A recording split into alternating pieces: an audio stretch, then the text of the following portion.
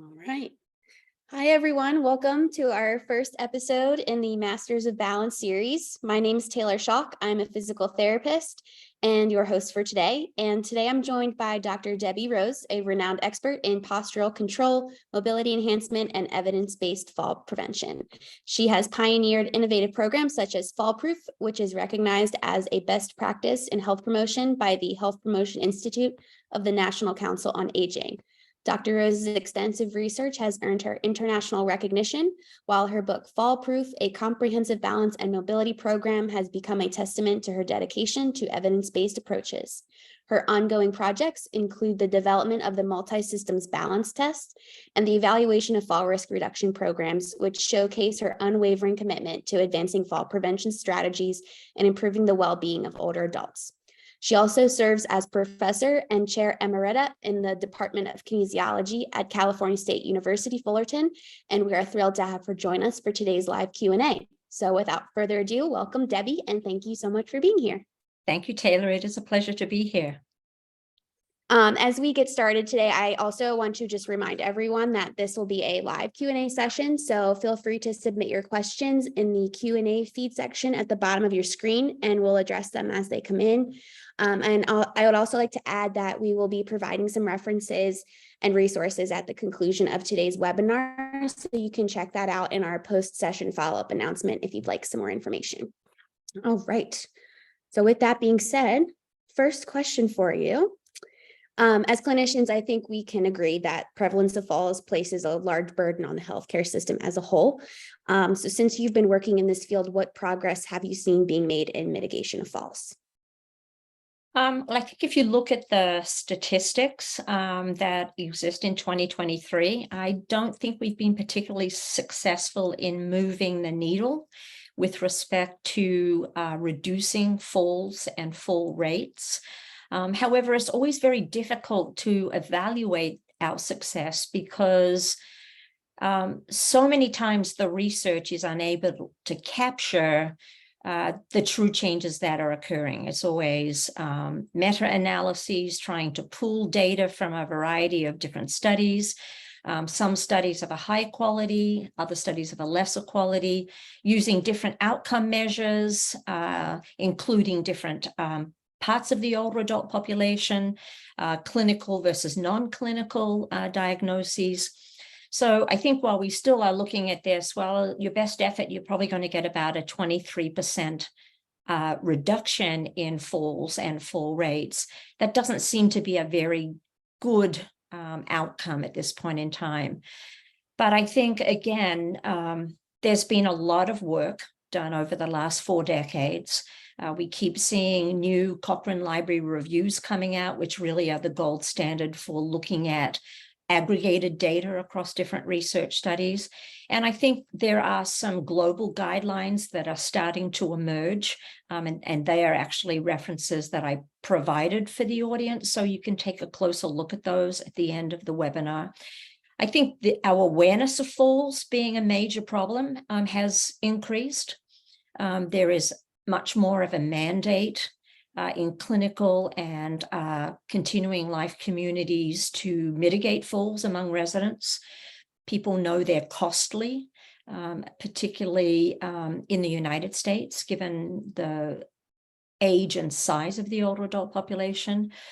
I think we know a lot more than we did in perhaps the 1970s or the 1980s, that the way in which we manage falls is going to be very much determined by the individual's level of risk that we're addressing, and also the setting in which that person finds themselves. So we know a lot more, but I can't say at a population level that we've moved the needle very far at this point in time. Yeah, and I agree with that too. I mean, as a physical therapist, I have noticed that there have been some movement toward trying to standardize at least the assessment part, looking at fall risk. A lot of times we're prompted to ask certain questions. Have you had a fall in the last 6 months? And if the answer is yes, we ask follow-up questions, or we'll do a balance assessment.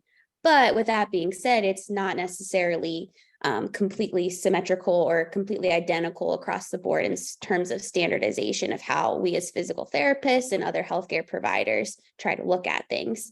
So what kind of systemization or standardizations currently exists in the assessment and stratification of fall risk, at least in your background and expertise? Yeah, so I think as the years go by, we see the number of different types of functional balance assessments increasing.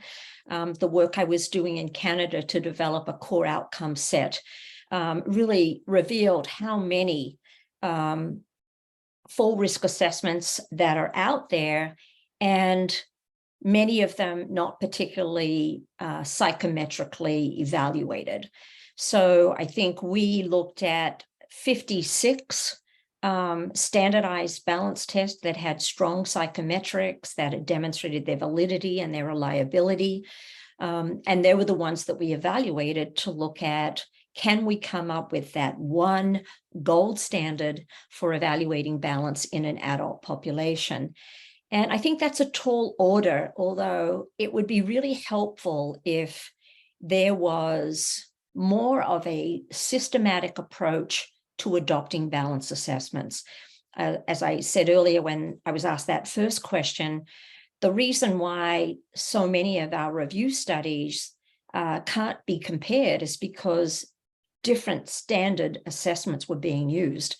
So I think that makes it problematic. I think there's also better standardized tests that have come out over the last 20 years, but oftentimes you don't see them adopted. And that's largely because that information that's provided in peer-reviewed articles doesn't trickle down to the practitioner out there in clinical settings. So there's a tendency to stay with balance assessments that have been used for many, many years. And that's not to say that they're not good and effective and standardized assessments, but if we're looking at applying a conceptual framework to understanding the very complicated process called balance, then some of the tests leave things far short. So not to pick on any test in particular, but if you were to look at the functional reach test that was developed by Pam Duncan in the 1990s, it's an excellent test of forward limits of stability, but that's the only information it's really providing the test administrator with, whereas balance assessments that have multiple test items have the potential to give you a lot more information about the different systems that are contributing to balance. For many years, balance was thought to be a unitary system. Well, it's not. We know that multiple systems contribute to good postural control. And I think that the systems model of postural control has done a very good job of trying to articulate those important components that really need to be evaluated in a patient coming in for falls management. Mm-hmm. Right. And going off of that, I know that the Berg and the Tug, at least in the clinical setting, are probably the most familiar outcome assessments and the most researched outcome assessments. So could you speak a little bit about their effectiveness, any limitations in those different tests, shortcomings? Yeah, and definitely, Catherine developed the Berg Balance Scale as part of her doctoral dissertation in the 1980s. And her setting was exclusively a geriatric rehabilitation setting. And her goal was to develop a multi-item test that could effectively identify not only full risk, but also the potential source of that full risk. And it has been a very widely used and very well-tested balance scale for many, many years. And I've used it myself. In the early days of me doing this kind of work, I relied heavily on the Berg Balance Scale. And we know that insurance companies will accept the Berg Balance Scale as being perhaps the gold standard for determining whether a patient should be referred for physical therapy or not. Having said that, the reason why I got into the whole area of designing my own balance assessment was out of frustration with the Berg Balance Scale, because I was working with community dwelling older adults who were in the early stages of impaired balance and gait. And I think it's been well shown in the research that in higher functioning older adults, the Berg Balance Scale is very prone to what we call ceiling effects. So people score very high on the balance test. So it's very difficult for you to really evaluate whether they are or are not at risk for falls and what type of intervention they need. And the timed up and go has been around for a lot of years as well. It's an excellent test of functional mobility. It gives the test administrator an opportunity to look at lower body strength because it requires a rise from a seated position and a sitting back down into a seated position. It has a gait component to it over that 10 feet that the person walks, and it has a turn involved when the person's turning at the line to come back. It is not, however, a test that's done under any time challenge. So an individual has the opportunity to move at their own speed. And I'm a big fan of the timed up and go test. I think it's a very good test to use to get a quick evaluation of the individual. But again, it leaves out, from my perspective, other systems that may be contributing to falls. So it doesn't really get at sensory reception and integration. It doesn't really get at reduced base of support, although one might argue that when you're in a dynamic balance environment that is gait, you do see reduced base of support. So I think that, there's certainly two very popular tests that have been around. I think that the first test to really look at the systems framework of postural control driving the building of a fall assessment was the one that was developed by Faye Horak, which came out shortly after mine. And it was really looking at balance from a multi-system perspective. And it's called the BEST test. It's the Balance Evaluation Systems test. I don't know how many people in the audience are familiar with that test at this point, but it also has 3 shorter versions of the test. So it has a mini BEST test, it has a brief BEST test. And so again, when we're looking at new tests coming out, it's when do I make a decision to change the type of assessment that I'm doing? There's, time is of the essence in clinical settings, and you've got a go-to test that has worked for you for many years. And so there's a tendency to stay with that. The likelihood of somebody being referred to physical therapy may also be compromised by bringing on and adopting a brand new test that people may not be as familiar with. And we're always looking for that magic number that will put a person either in a low risk bucket or in a high risk bucket as it relates to falls. But we do know with the Berg Balance Scale that it is prone to ceiling effects, especially when it's used with community residing older adults. And going along with that, we were talking about low, medium, high risk, and that a lot of our outcome measures will designate whether they're high, medium, or low. But in your professional opinion, how can providers prioritize treatment and management of these different buckets of populations? Yeah, it's a great question, Taylor, because I think when we come up with a score, like if a patient is less than 45 out of 56, they're a good candidate for physical therapy. But does that mean that the person that scored 47 is at low risk? And I think without population-based normative data sets, it's really difficult for us to objectively evaluate whether a person is at a low, moderate, or high risk. So I think that there's a lot of work we need to do in creating a large enough data set to really look at how people, where they are on a percentile value based on a population of choice. And then again, that's going to be different based on whether a person has a clinical diagnosis, whether the person is in assistive care. So again, we make an assumption that anybody that's in the hospital or in a skilled nursing facility, they're uniformly at high risk.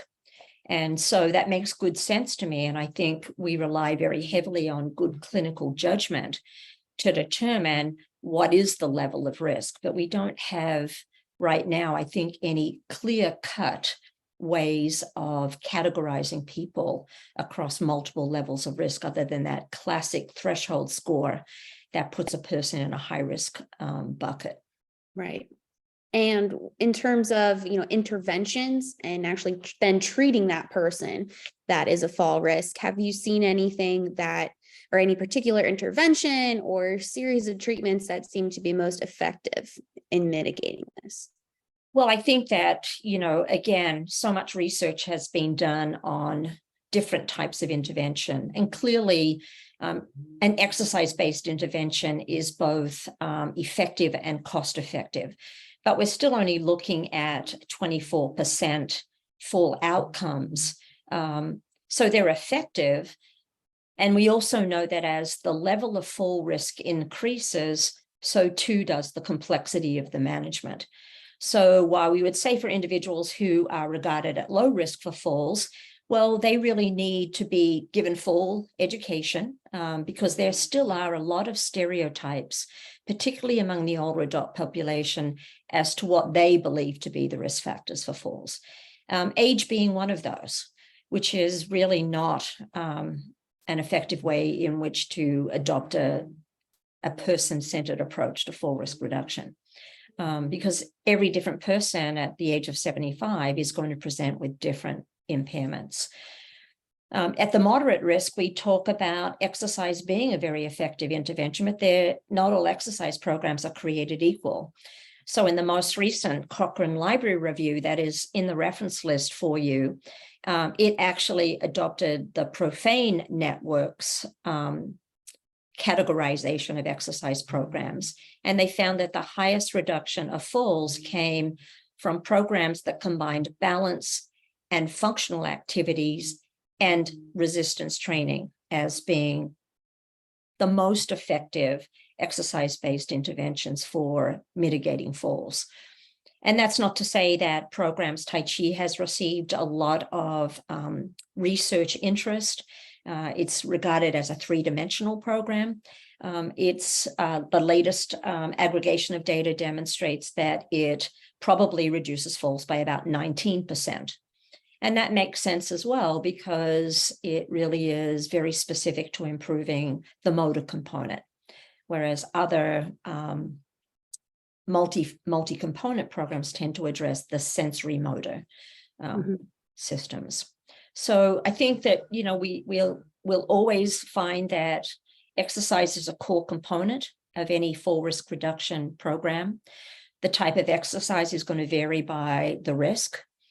We also know that as fall risk increases, exercise alone is going to be insufficient to address all of the risk factors that are contributing to falls. It's going to require things like medication management. It's going to require a much stronger neurological workup, really going back to the AGS guidelines for looking at what's necessary. And the problem is much more complex once a person is in a high-risk category for falls. So that multidisciplinary team approach becomes that much more critical as fall risk increases. Right. And going off of what you had mentioned about, there are some factors that are going to put someone automatically in a little bit higher of a risk for falls. And we also know that as the comorbidities increase and the number of prescription medications being used increase, so does that person's risk for falling. But in your experience, do you feel as though there's a comorbidity that seems to be number one or gives that highest risk in terms of putting someone at risk of falls? Well, definitely cognitive impairment has been independently associated with hospitalization post-falls. And that's even before a diagnosis of dementia or Alzheimer's disease. That cognitive impairment in and of itself is a very strong independent risk factor for falls in older adults. We know that individuals with cognitive impairment are much more likely to fall than individuals without it. And clearly, impairments in balance and gait are right up there as a really important risk factor for falls. Not a comorbidity, but certainly a very high risk factor for falls. But if you look at that top 10 list that's been generated, we see that cognitive impairment is very definitely right up there as the number one comorbidity. Are there any external factors that you have seen contributing to functional decline in older adults?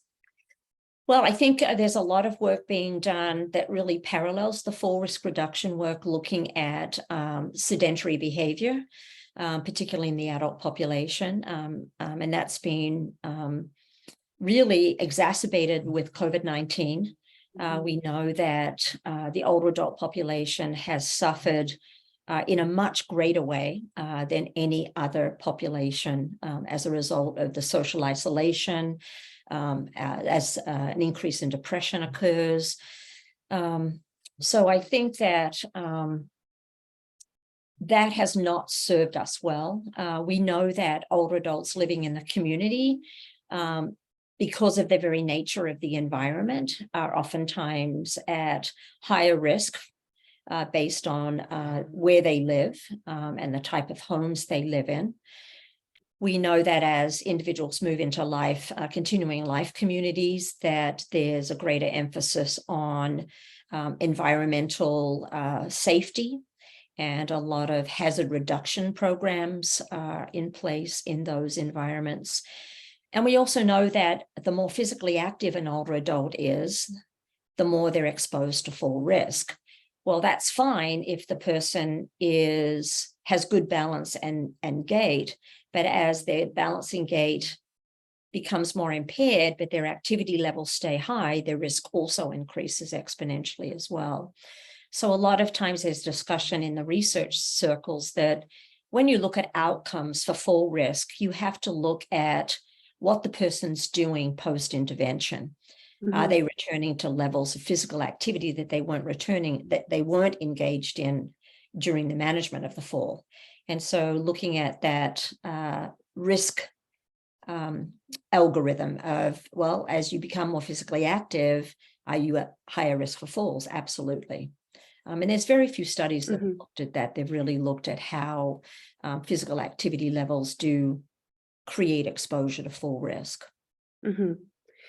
And in terms of the multidisciplinary approach that we discussed, and how important that is in trying to work on patient engagement, patient education, family education, what strategies would you recommend to clinicians or therapists in terms of working with other disciplines to decrease risk of falls? Yeah, everybody has a role to play in reducing falls. Certainly, the clinician plays a very important role because they're the hands-on implementer of the fall management program. But spousal support, inner circle friend support is critical, positive encouragement, and education of individuals around that person that's also being treated. Physicians become very, very important because there may be comorbidities that need to be addressed by a medical team, certainly as high risk increases. There's a role for occupational therapists who are well trained in doing environmental hazard reduction and evaluating the homes.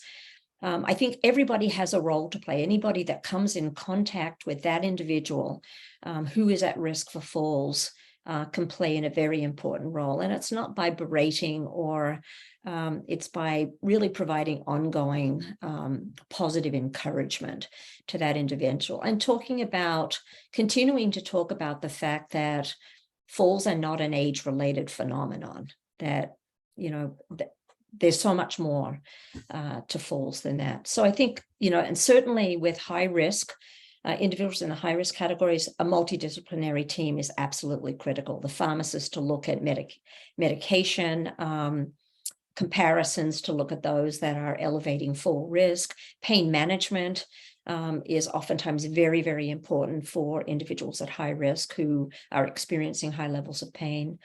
There's just so many things, psychological evaluations for individuals experiencing high levels of depression, anxiety, and that's all again being exacerbated post-COVID-19. So, I think the psychological, the physical, the emotional, all of those dimensions of wellness need to be addressed. Right. And have you seen any correlations between mental health and depression and increased risk of falls? Are there any relationships there that you've noticed? There are certainly associations between depression, anxiety, and fall risk. And largely that's because it starts a sequelae of events. So the individual who is anxious and or feeling a high level of depression has a tendency to be less physically active. They tend to socially isolate themselves more, which in turn further lowers their physical function, lowers their emotional well-being, so that we start to see this increased risk of falling as a function of their increased fear of falling. So there's a tendency for these things to sort of play off each other. And certainly depression and anxiety is important, because we also know that the very medications that are used to reduce depression and anxiety also are associated with elevated fall risk. So, you know, it's really a multi-association between depression and anxiety, but certainly something that absolutely needs to be addressed.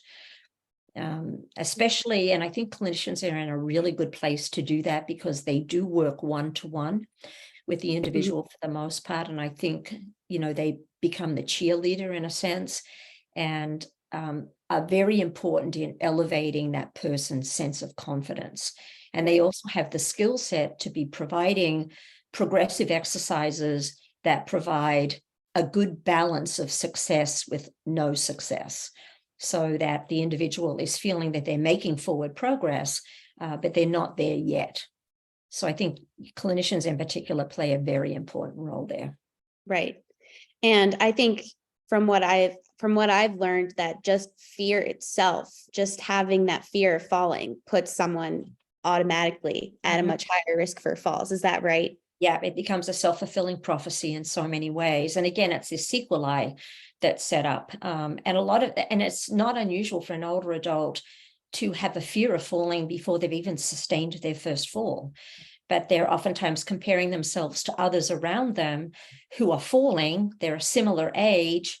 They seem to have a similar set of physical capacity issues. And oftentimes that just breeds it. Again, you know, elevating the self-confidence of a patient often comes well before you make any significant strides in improving physical function. At least that's what I found over the years of working with a lot of older adults. But I think on the flip side of that, and we don't really look at this too much, is there's also the person who should have a healthy fear of falls, but doesn't at all. So we talk about them as being the over-perceiver. I don't have a problem. I have no concerns about falling.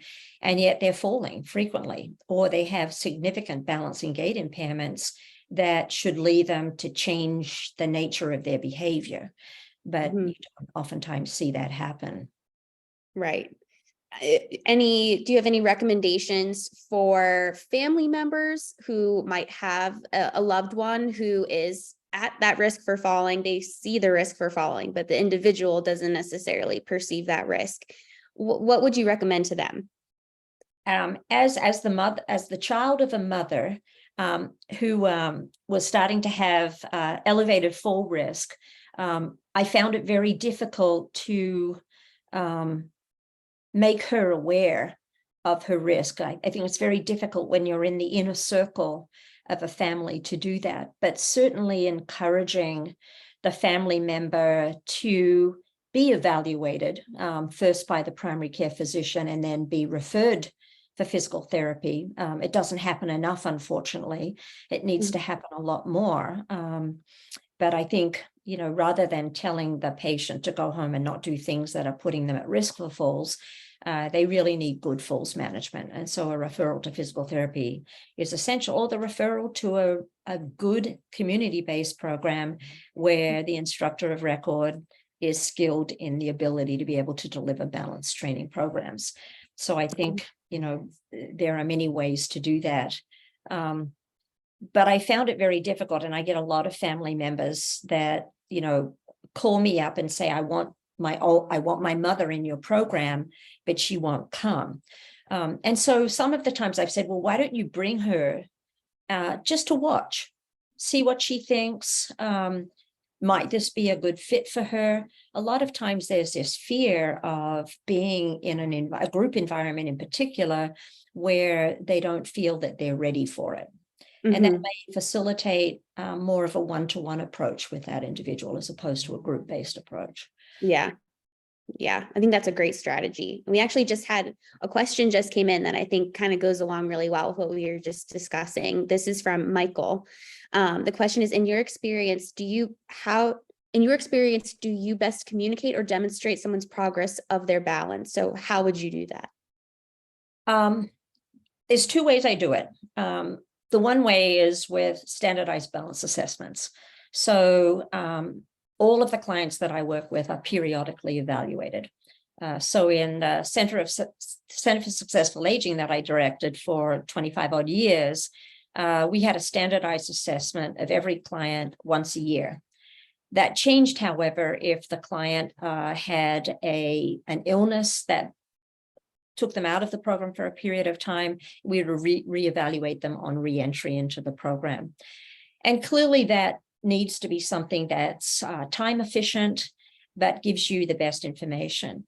The other thing that I find is really important is to ask the older adult about their daily life. Are there things you're finding easier to do in your daily life that you weren't able to do before? So we used to use a scale called the Composite Physical Function Scale. That was a self-report assessment with clients. And it was a composite of basic activities of daily living, instrumental activities of daily living, and advanced activities of daily living. And we would get a score from that. And that was really insightful to us, because we would see that when they first started the program, they perceived that they were unable to walk half a mile, or they were unable to lift 10 pounds. That was changing. Their perception of their abilities was changing over time. And I think, I'm always an advocate of, the little engine that could. If you think you can, you think you can, you can. And so I think it's just as important to find out what's changing in their daily lives, because I think that really sort of makes the connection for us between what we're doing in a clinical or community-based setting and what the person is experiencing at home. I think that's why the most effective exercise programs are proving to be those that combine some of your more traditional balance activities with functional tasks. And that's, many of the ones that clinicians already use: rising from a chair, transferring, carrying objects, doing dual task activities. They're the functional activities that we talk about. That great question. Yeah, certainly for me, I'm very outcomes based. So, and I want to sit down with the client after that, and I don't want to just talk about a total score, say they've improved 5 points. I want to talk about what are the systems that seem to be showing the greatest improvement. Is their muscular strength improving because they're showing a much easier, they're performing much better when they're standing from a chair without using support. So again, I like to get into the nitty gritty when I have an opportunity to talk with a client. Hope that answers your question. If not, ask another one. No, that was a great question. Thank you, Michael. And he actually just asked a follow-up question. He says, thank you. How can you best encourage performance of home exercise programs? Well, here's another deficit that we have in our full risk reduction programs right now. And that is, we build them, people come, programs end, so too does compliance. And so we've done our darndest to improve the functional capacity of that individual. And we're very proud of ourselves when they're finally released from a program or we move them on. But I think one of the things that we don't purposefully do when we're in full management program is we don't look at changing behavior. Because once they leave us, they have to be self-motivated to do the activities that we do. So one of the more recent research studies that we did, I actually teamed up with a wonderful psychologist who was very critical of fall risk reduction research, including my own, and said, you don't do anything really to change the behavior. You just expect that it will happen, and it doesn't. You're holding their hand. They're coming in to see you 3 times a week. You're doing an excellent job. You're giving them home exercises to do. Are they doing them? Maybe, maybe not. But in the end, there has to be this purposeful changing of behavior, and that is really getting the person prepared to do things independently of you. And I've been struggling with that for years. I've built home exercise programs, video-based home exercise programs. I'm constantly asking my clients, are they exercising at home? But what I've also read is they have to be ready. They have to be ready to make the changes that they need to be successful in mitigating falls once they leave a program. And in a lot of cases, they're inadequately prepared to make the changes that they need to make. So I think the more that we integrate behavior change strategies into, so goal setting is a standard one. What are their current attitudes coming into the program? What are their goals? Where do they see themselves? What do they want to be able to do? So I've always found the most motivated people are the ones that want to be able to walk their daughter down the aisle, or they've got some long-term goal, or even a shorter long-term goal that they want to achieve. So I think setting goals, intermediate goals, checking on the goals. One of the other things that my colleague said to me was, you have to ask them what they think is going to be good about what you're about to deliver to them in terms of a falls management program, but what are going to be the things that are not so good?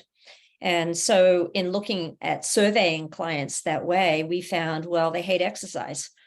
Wow, that's going to be a problem given the core component of your fall risk reduction program is going to be exercise.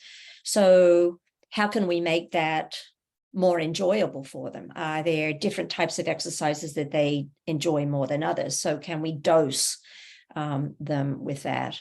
I think other things like I don't have any support around me. So really enlisting support structures for them. I've always loved programs that operate post-rehab gyms so that the client come back and they can work in a gym environment, because I think that social support is really critical for anybody being successful. That older adult that's living by themselves, they've come to you, you've done an excellent job, the outcomes have been astounding, but then they're going home to be by themselves again with no ongoing social support to keep them motivated. I think that's where e-health programs can potentially play a really important role. That's another great question. Thank you. Yeah, thanks, Michael. We have a question from David. What is your opinion on suggestions for footwear and fall risk reduction and exercise? Do you have a recommendation in terms of type of sneaker, rigid sole, flexible? Does it make a difference? Mm-hmm. So there's been a lot of work actually done on looking at footwear and its association with fall risk. Some of the best work I've seen has come out of Sydney, Australia, looking at footwear. Certainly the first thing to tell any older adult who is at risk for falls is to wear shoes. I live in Southern California, so my clients are very flip-flop oriented, or no backs on the shoes, fall risk waiting to happen. So what I've always learned is a medium density sole with good heel support, preferably lace-ups, but a shoe that is well fitted to the foot, but not highly cushioned athletic shoes, because it really removes the person from the surface. So they're getting this cushion. It's almost like water. I think, I don't want to pick on Hoka's, but they're a good one to pick on. They have a lot of cushioning, and I always am concerned about, does the older adult feel like they're permanently walking on a cushion? Comfortable, but are they getting the kind of surface input that they need for postural control? And the somatosensory system plays a critical role in providing surface-oriented cueing. So I've always been an advocate of a medium-soled shoe. It doesn't necessarily have to be an athletic shoe, but certainly with good heel support that comes up above, right up to the ankle, not a low slung shoe, like a lot of the Skechers are very low slung shoes, and laces as opposed to Velcro straps, even though they're easier to put on and take off. And I've never been an advocate of people exercising without shoes on. But I do, in a lot of my classes, ask my clients to take their shoes off, and we'll do a lot of foot mobility exercises because I think they're best done without shoes on. Plus, you get an opportunity to look at what their feet look like outside of shoes, and I think that can be very informative to a clinician. So I'm not an advocate of, and the research would support that older adults at risk at fall should not move around their home without shoes on. And the shoes should be medium density soles, good strong heel support, but well fitted in the forefoot as well. So that's what I would recommend based on the research that I've read over the years. That's very interesting. And I think most of the population, or those who are caring for loved ones, would probably automatically assume that, oh, the more cushion this shoe has, it's probably the better shoe. Mm-hmm. So that's really valuable information for us as clinicians to know, because we can pass that along to patients and their families too. But just as a quick caveat to that, there is no single shoe sole that matches every surface. So, you can be on a linoleum floor and I can be in a really supportive athletic shoe, but I can still get that foot stuck on that floor, and vice versa. Leather sole shoes are great, but as soon as you have a watery surface underneath, they become a full risk hazard in and of themselves. So, there's no perfect shoe, but I think, certainly what's coming out in the research would make it 90% of the time the best shoe to wear, put it that way. No, thank you. Another question we have from Dawn. And what are your thoughts on a home program app with AI ability to provide feedback and cues? Well, I think there's good and bad with AI right now. Working in an academic environment, I've seen the not good of AI. But outside of that environment, I think there's a lot of potential. I think the more feedback that an individual can get while they're actually engaged in a home exercise program, the better. So you see a lot of videos that show the exercises, but there's actually very little cueing. It's just doing the exercise. And of course, that person can't see what the person's doing at home. So I think there's a lot of potential for that. I definitely see a lot of home-based e-delivery programs being very effective in the future. Feedback is important as long as it's feedback that is meaningful to the individual that's receiving it. But yes, very definitely. That's why we always say there's no substitute for the clinician, because you're there and you're the feedback mechanism. You're the one helping correct them biomechanically. You're the one providing the positive reinforcement, but you're also providing that skill-based corrective cueing that they absolutely need to do the activities correctly. And we know the further away they get from us, the less likely they are to do the activity correctly. So I think the mirror technique that's being used now of people doing fitness programs, and they're looking at this mirror that's showing the correct way of doing it. So they're doing this self-comparison. I think they're really interesting. I don't think they'll work for all people, but I think that's the reason why I think Peloton works so very well for people as well. But I think the AI is a whole new area of study that could be really valuable, especially if it could actually progress the exercise based on the feedback that's being provided and looking at the change in form. Those videos get old after a while because they don't change, they don't progress. And so I think anything that can cater to that in a safe manner would be very valuable. Yeah, agreed. And through your experience and research, I'm sure that you yourself have used countless devices and technologies and programs over the years. What do you feel are there specific qualities that you feel are most necessary for a new piece of technology to be successful in daily practice? I think they have to be meaningful to the practitioner. I think they have to be decipherable.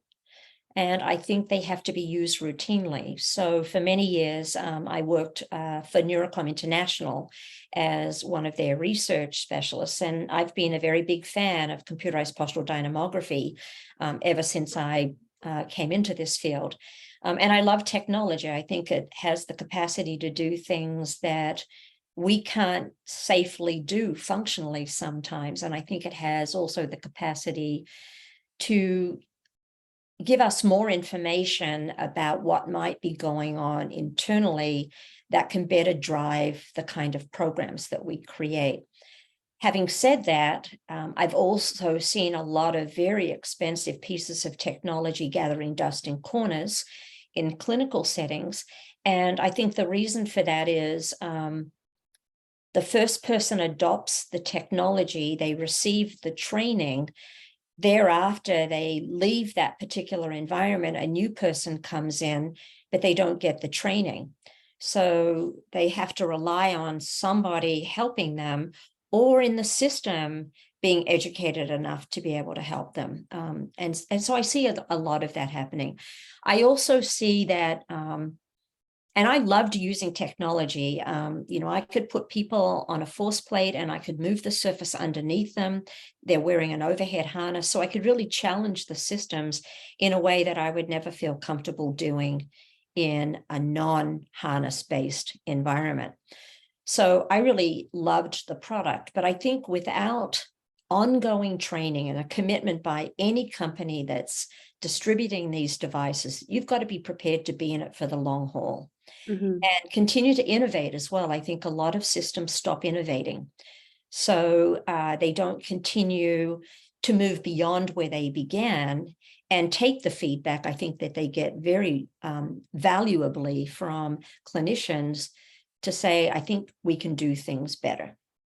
Right. So I think, I love technology. I'm a big fan of technology, but I've also tested a lot of different devices that have gone virtually nowhere in clinical settings. And I think there's oftentimes this poor relationship between what the equipment is providing and how it's being interpreted and how it's being used to guide full management programs.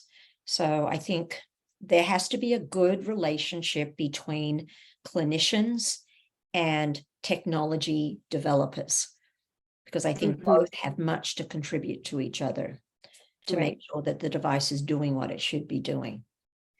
It seems like one of the biggest components to, as far as barriers go to clinicians implementing a new technology, is really that knowledge and education piece, either not having the knowledge to know that it even exists or that there is research behind the new piece of technology, or just not that ongoing training to help the clinician feel comfortable and feel confident continuing to use it, or a new clinician learning how to do it.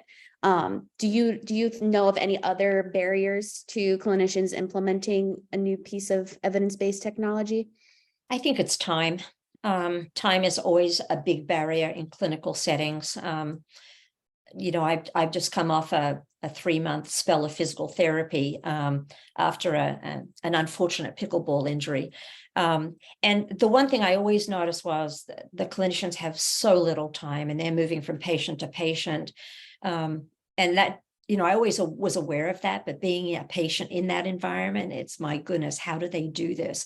So now you add technology and, they've got to get the person on the device, they've got to do the assessment, they've got to evaluate the assessment, they've got to interpret the assessment, and how does it impact programming? So I think time is often a big factor in why it isn't utilized more. So I think the more time efficient any balance assessment can be that's technologically driven, and the more information it can provide to guide prioritizing. We can all do a full management program, I think, but it's prioritizing, what do I need to work on first? And if I work on this, how is it going to impact these other systems that are also contributing to balance? So for me, it's never been an issue of content. It's been an issue of, how do I prioritize that content?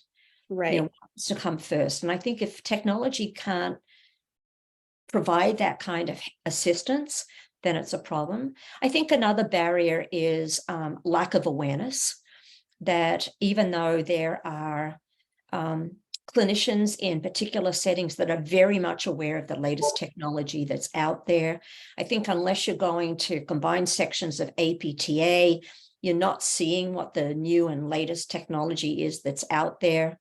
And you're seeing how it's being absolutely related to research.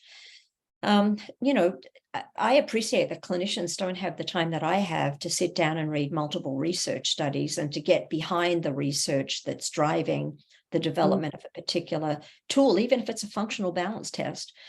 So I get it. I understand it. And I think then there's, well, it's working for me. It gives me the information that I think I need. I'm going to keep using it. So there's oftentimes a reluctance to stop using what you're using to use something else because you're not sure, you're not convinced that it's going to be a better option. And again, that takes time. It takes time to learn a new balance assessment, how to interpret the findings out of assessment. So I think the overwhelming thing is always time.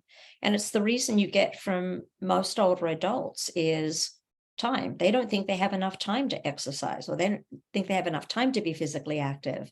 I've always found that to be an interesting perspective, because one would think that as we get older and we move into our retirement phase, we've had lots of time, but it's oftentimes perceived as being not enough time. But I think that would be the major barriers that I would think that exist.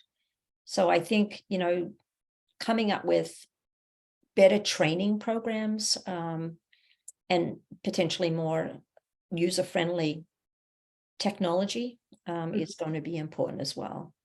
I really like the idea of having an outcomes measure or a piece of technology that essentially acts almost as a triage, essentially balanced triage, pointing out to the clinician, hey, here are the different components of balance or function that need to be addressed first. I feel in terms of going forward, I think that's going to be a really valuable tool to have. Yeah, and I think in an ideal world, Taylor, that if we could, I think about the systems model of postural control, and I think about the 6 components, postural strategies, cognitive, sensory reception and integration, biomechanical capacity. And I look at those and I think the more that technology could weight the relative contributions of those things, if you ask somebody to do an eyes closed balance assessment, okay, they don't do very well when their eyes are closed, but that doesn't necessarily tell us yet where the problem lies. Right. Because there are multiple sensory systems contributing to postural control. So, yeah, I think in an ideal world, I'd love to be able to see the conceptual model better integrated into clinical practice and people really starting to think along those lines of, oh, here's what I'm seeing, and these are the test items that are telling me more of the problems lie in sensory reception and integration as opposed to the motor capabilities of the individual. Mm-hmm. And I think that would help us prioritize better. I think that's where my head has always been, because I've always been very much concerned that full risk reduction assessment and programming has largely followed an atheoretical path. It really hasn't looked to theoretical frameworks to drive both the assessment and practice. And I think that's why we have hundreds of balance assessments out there.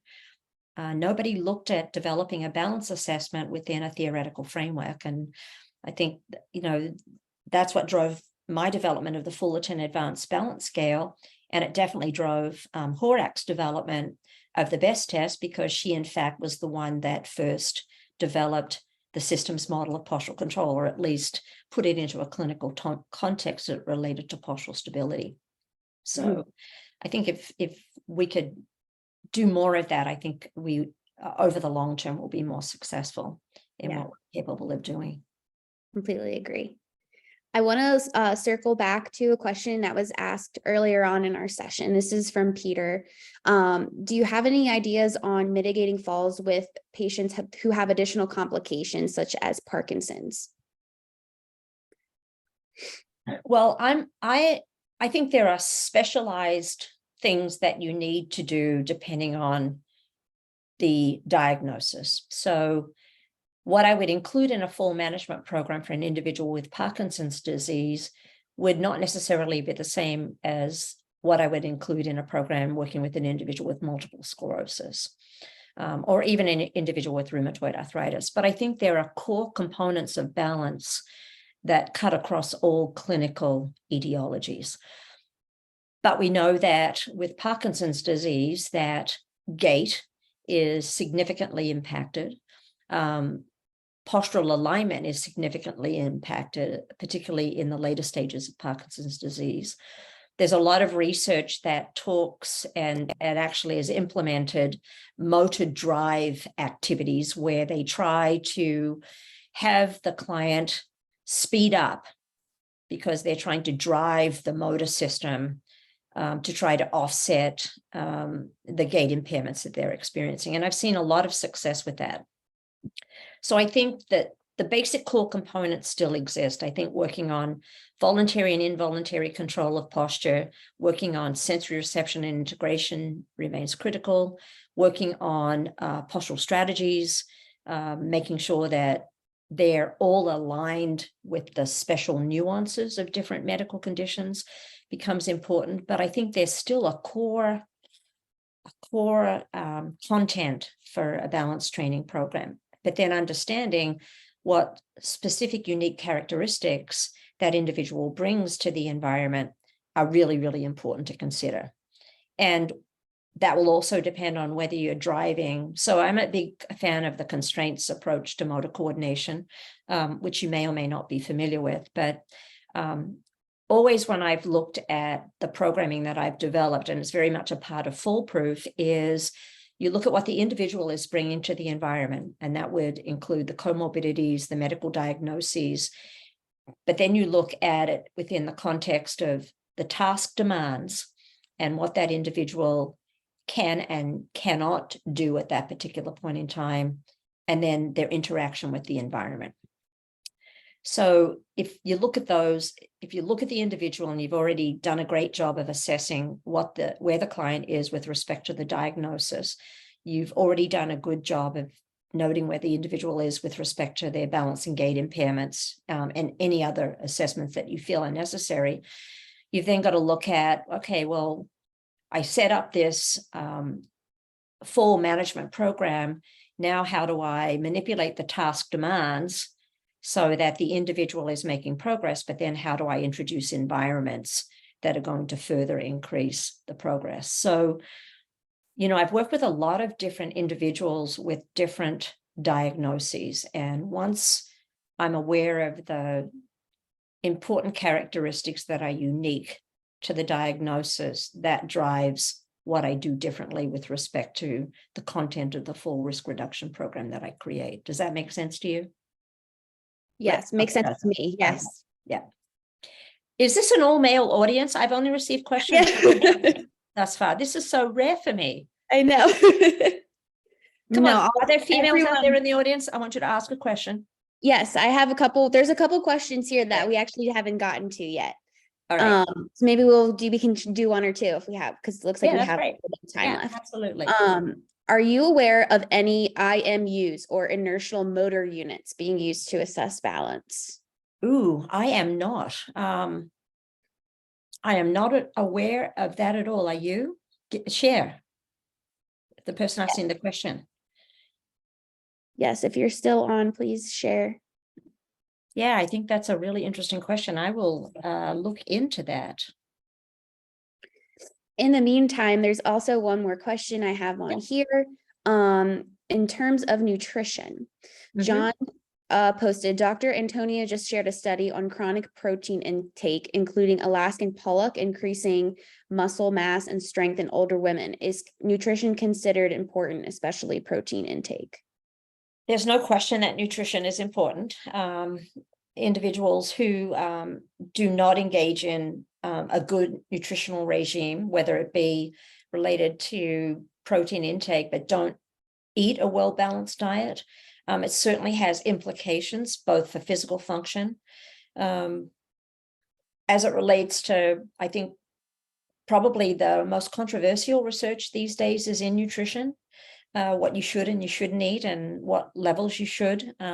Protein's a building block for muscle. So for me, getting adequate protein in a diet is extremely important. And I think for older adults, oftentimes nutrition is one of the major problems that exist, particularly for older adults who live alone. They're not making well-balanced meals. They're certainly lacking, quite apart from protein, a lot of amino acid intake. We know that they need to eat foods that are rich in vitamin D, because we know that vitamin D deficiencies are more prevalent in older adults, but don't need vitamin D supplementation if their vitamin D is currently in the good zone. But again, I'm not a nutritional expert. I think that question is best asked of a nutritionist, but I think we really still don't know a lot about the impact of different components of nutrition as it relates to both maintenance of muscle strength, but also how it impacts bone, how it impacts the metabolic system, how it impacts even the immune system. So we've got a lot of work to do in that area, but I commend you for thinking about nutrition as being important too. And I think what doesn't harm the body is worth considering, but if there's not good data backing it up and population-specific work, I tend to be a little bit more skeptical. Yeah. Thank you, John. That was a great question. See, another male. Yeah. Does anyone else have any other questions or anything they'd like to add? We'll give a minute or two. It's hard to believe that hour actually flew by. That just absolutely flew by. Thank you all for, if you're still on the call, thank you so much for coming onto the webinar and just spending an hour with Taylor and I. Hopefully the information I provided can be of use to you. And I put a short reference list together just really to sort of maybe get you a little bit aware of the global fall prevention guidelines that are going to be informing the World Health Organization in the next several years, and just a few that hopefully in your spare time you can take a look at, because I think the Sibley et al. Article in 2015 really gets at why we're not getting as far ahead as we should be in terms of finding gold standard assessments in fall risk reduction. Yeah. So thank you. And thank you, Taylor, for doing a wonderful job of coordinating the webinar. Well, thank you. Thank you. Thank you to everyone who participated and joined us. And this was really fun. See you later, everybody.